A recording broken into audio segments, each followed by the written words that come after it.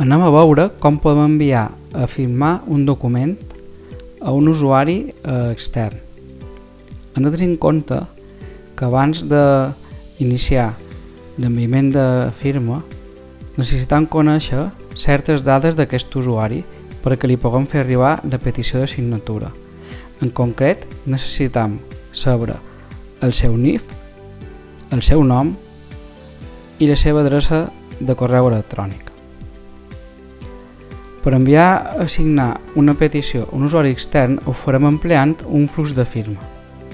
Anirem al botó que està a la part superior dreta d'enviar document a signar i seleccionarem l'opció de firma personalitzada. Per fer aquest exemple, crearem un flux de firma on hi haurà un usuari intern del govern i a continuació també el signarà un usuari extern.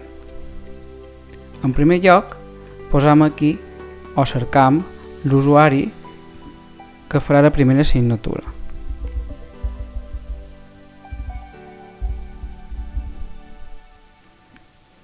En aquest desplegable podem posar el nom o el DNI o el codi d'usuari i ens seleccionarà el primer signant del flux.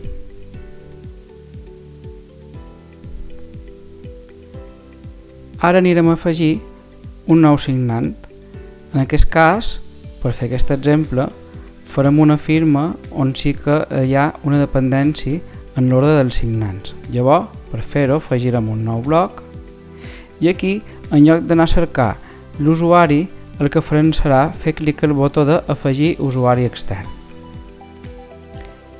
Llavors, el primer que ens demana serà el NIF de l'usuari.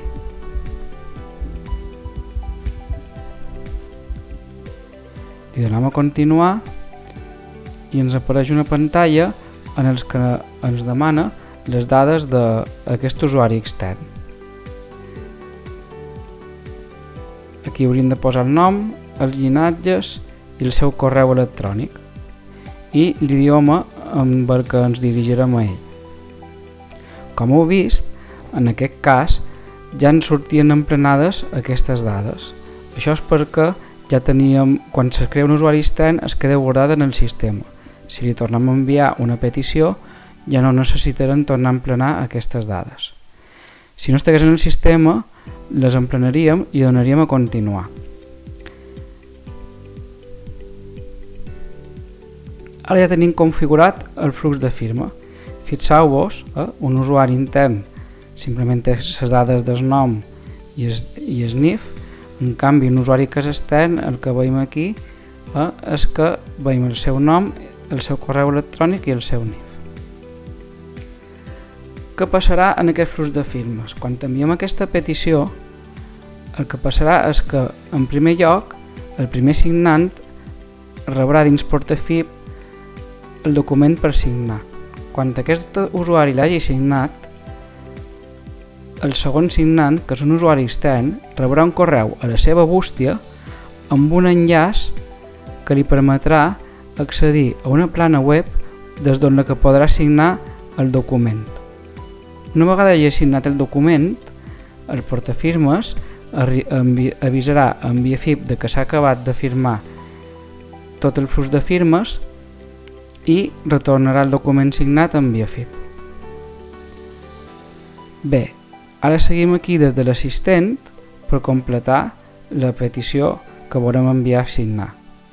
Una vegada configurat el flux, li donaríem a guardar i a partir d'aquí funciona com un enviament més d'Enviafib.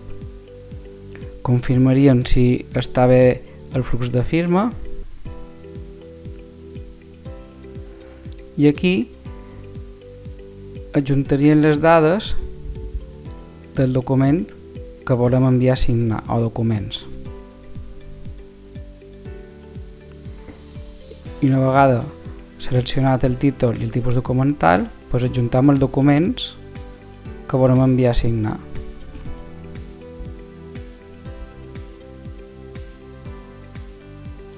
Una vegada adjuntats, aquí veiem que podem adjuntar un o diversos documents. Senzillament faríem clic al botó d'enviar a signar i per cada un dels documents que hem enviat a signar es generaria una petició de firma, en aquest cas, els dos signants que han definit.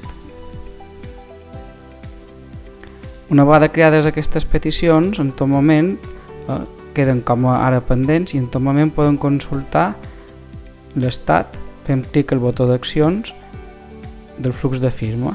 Veus? Aquí en aquest cas indica que està pendent ara de signar d'aquest primer signant i encara no li ha arribat la petició de firma a signar al segon signant.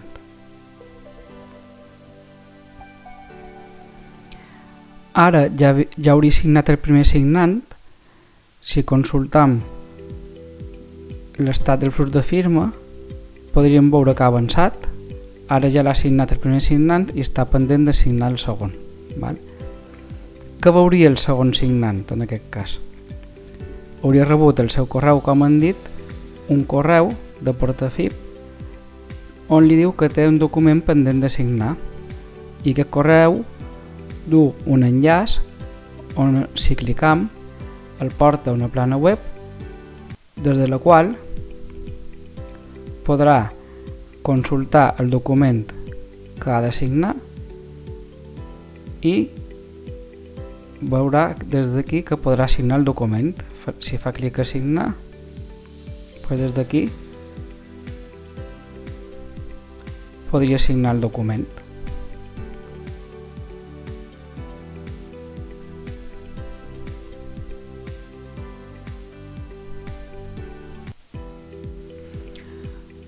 Una vegada que el signant o signants han signat els documents, veurem que l'estat de l'enviament canviarà i apareixerà aquest icona verd que significa que el document ja està signat.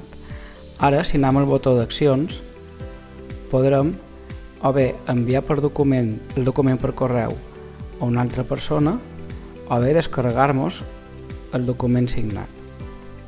Per no haver d'estar pendents de quan ha signat una persona un document, Enviafip ens avisarà per correu a la nostra bústia enviant aquests correus que indiquen que la petició està finalitzada i on ens podran descarregar també des del mateix correu el document signat.